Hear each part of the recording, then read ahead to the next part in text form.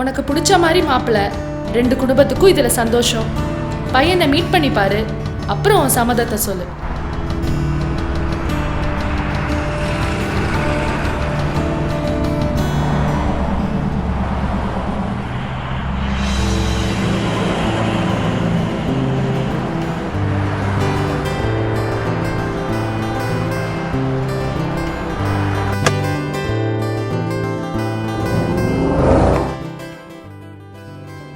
அப்புறம் ஒர்க்லாம் எப்படி போயிட்டு இருக்கு?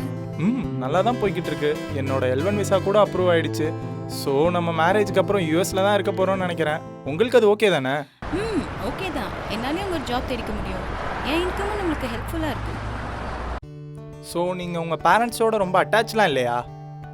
அட்டாச் தான், but I like to travel and explore.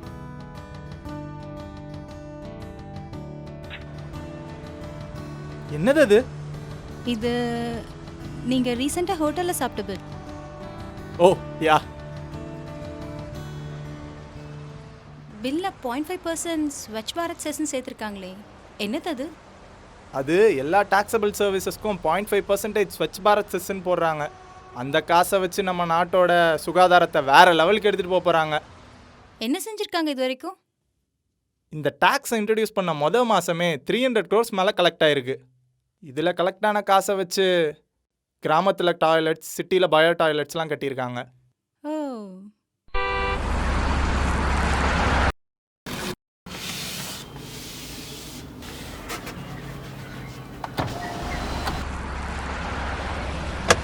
Hey, all okay?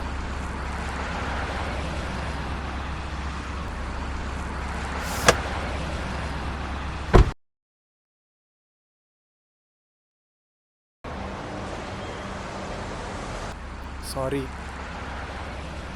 கொஞ்சம் வண்டி நிறுத்துங்க. ஏங்க என்னாச்சு?